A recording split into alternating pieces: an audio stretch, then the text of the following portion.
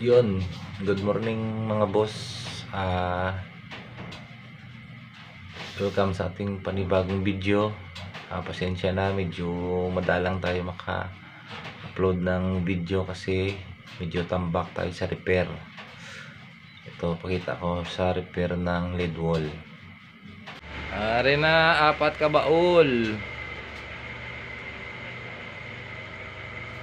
Mayari pa. Tapos ari kag ato ang araw may inutang, hindi binili inutang mga boss via home credit na power station. Ito siya. Ayan, power station na Greenfield yung brand. Ito pakita ko mga boss. Ayan siya mga boss. Gawan lang atin ng short video lang. Ayan, Greenfield 800 watts na power station. Pang ano lang to mga boss, pang backup during brownout. Kasi dito sa amin pag nag brownout halos buong araw, kaya ito yung naisip ko na kunin. At least pag nag brownout may backup tayo pang ano natin, pang piece wifi saka pang repair. Yung price pala nito mga boss is yung cash dito sa ano sa Iloilo is 14,800 sa cash. Tapos ito ano ko lang, inutang ko sa home credit, via home credit. Yung down payment is 592 mga boss. Tapos yung monthly niya is 2,300 plus for 8 months. Ito mga boss, ito try ko. Ayan siya. Ito yung power niya. Kunin ko muna to. Ito yung power niya. Ayan, yung maganda sa kanya mga boss, may ano siya, may indicator siya. Halimbawa, ito yung volts niya, yung output niya dito. Ito yun, 240.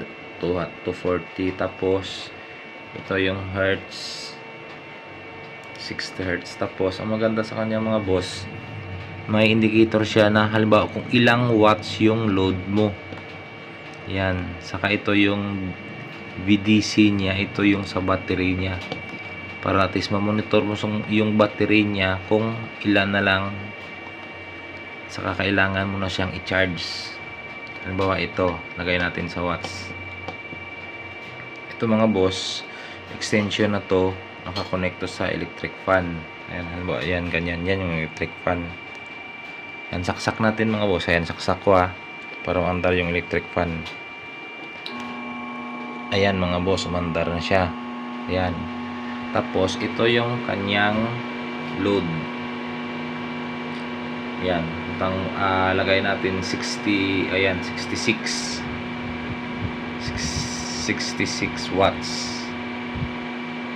Ayan, yung ma-load pala natin ito is up to 800 watts. Ayan siya, 800 watts.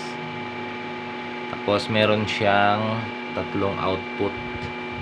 Yung output yung tatlo, dito isa, tapos dito USB.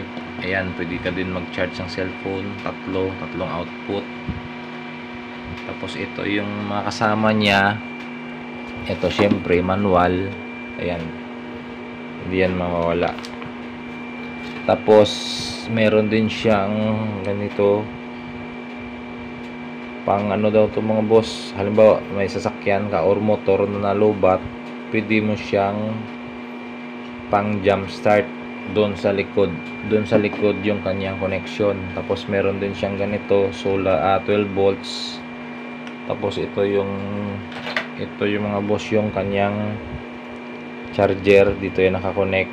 Tapos yung maganda dito, pwede mo siyang i-charge via solar. Yan mga boss. Ayan, ito yung load niya. Ito 665 watts. Off muna natin to. Ayan, 65 watts. Halimbawa, brand out sa inyo, gusto mag-repair, ito lagyan natin ng ito yung ginagamit natin sa pag-repair ng lead wall iron na ewan ko ilang watts to, basta ano siya mga boss. Ayan, adjustable siya. Halimbawa, brand out, tapos gusto natin mag repair. Ayan, 65, tapos saksak natin to.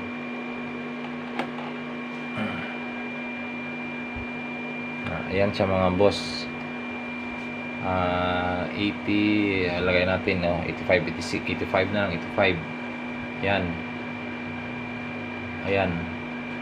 Yung maganda sa kanya, mamonitor natin kung ilang watts na yung load natin. At least hindi tayo sumubra sa kanyang limit na 800 watts.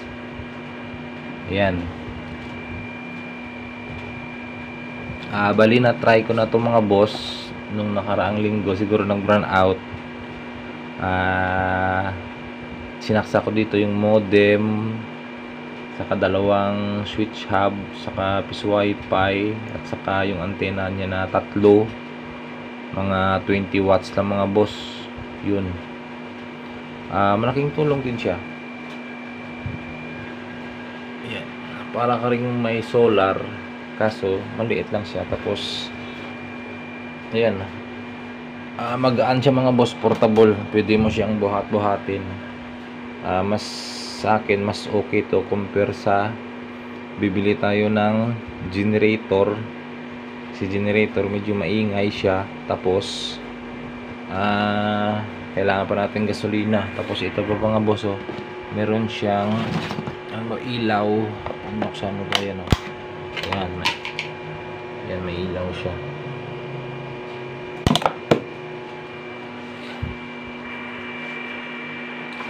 Yan mga boss, maliit lang siya. Yan lang. Tapos dito sa likod, dito yung ayan, yung saksakan ng parang clamp na sa battery. Parang halimbawa pag kayo nalubat yung sasakyan yung motor, ayan, dito siya sasaksak.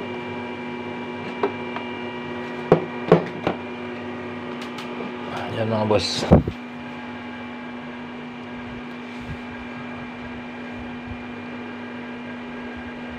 Salamat sa panonood mga boss. Pang ano lang to, pang backup in case mag burn out. Kasi dito sa amin palagi nagba-burn out. Peace.